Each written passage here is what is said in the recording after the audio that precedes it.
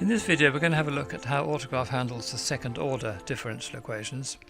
We've got an example here of x double dot plus 2 lambda x dot plus n squared x equals 0. How does that get put in? Well, first of all we have to arrange it so that the variable on this axis is x and the variable on this axis is t. You can either do that through the edit axes, or there's an automatic system here. Just press this button here, xt, and that changes it for you. And it's quite nice because once that's done, if you double click on this, for example, just hitting x followed by double quotes gives you an x double dot. Hitting x followed by a single quote gives you x dot. So that's what we need. Putting in lambda is done through this button here. And there's the name. What else have we done here? If we double click on this, you can see that the startup options, we've got a point set along the y-axis. So we've got lots of starting points. At each one, though, because you need two initial conditions for a second order equation, you need the initial slope as well. That's set to 0, but you can obviously change that, or you can do a multiple of them. And we've got the slope plot on, so this is what happens. It starts off at all these different points and gives you the solutions as it moves across the screen. Now see, we've also plotted the discriminant. That's the blue line down here. That's b squared minus 4ac, which factorizes quite neatly into that. So we could have a little play with constant controller, and we are playing around with lambda. Lambda at the moment is 0.1. If we make lambda bigger, you can see that what's happening is that it's getting more and more towards a situation of no damping whatsoever. And this is called critical damping when lambda is 1. And you'll notice that when the discriminant is negative, you have complex roots of the auxiliary equation, and then you get oscillations. If you go the other way, you get no oscillations at all, but the roots of the auxiliary equation are real.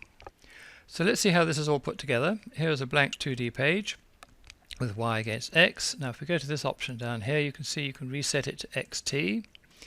And let's drag it across because t is generally speaking positive. Okay, so now we enter an equation, and let's do x double prime equals 0. What does that mean? That means the acceleration is 0, no acceleration, constant speed, so you're going to have lots of straight lines as far as x and t is concerned. Integrate that once, you're going to get a number. Integrate it again, you're going to get a straight line. Okay, so let's do that. So it doesn't matter where you start from, you're going to get a straight line. It's horizontal at the moment because, if you remember, the startup options are saying the initial slope is 0. It could be anything else, of course. Okay, now let's try the next one. Let's try x double dot equals 1. Now this time you integrate it once, you're going to get a function of t, a linear function of t. Integrate it again, you're going to get a quadratic. So we should get quadratics, indeed we do. Okay, what about the next one? What about x double dot equals t? Now if you integrate that once, you're going to get quadratic. So if you integrate it again, you're going to get cubic. Now, not terribly obvious that this is a cubic at this stage, so we probably want to zoom out and just, there we are, yes, that's better. Now you can see that definitely is a cubic. Okay, now the next interesting one is what would happen if x double dot equals x. What we're saying now is that the acceleration is equal to how far it is from the t-axis. So wherever you start from, it's just going to zoom away. And if you start down here, it will zoom down there because it's got to go away from the t-axis at all times. This is an interesting one because when you've got minus x, the acceleration is, when x is positive, is down. So it's accelerating down towards the t-axis, but of course as soon as it crosses the t-axis, it's going to be accelerating up, which is why you end up with oscillations. Let's try this and see what we get. Absolutely. Now this is the way to discover these properties. Now we could rearrange this as we did with the first orders. If we x double dot plus x equals 0 will of course be exactly the same thing.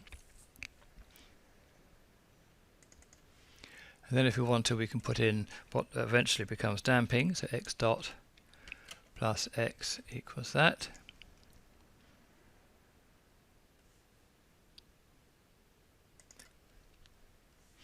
Okay, well I hope that's been interesting for you. It's a great topic, I love it.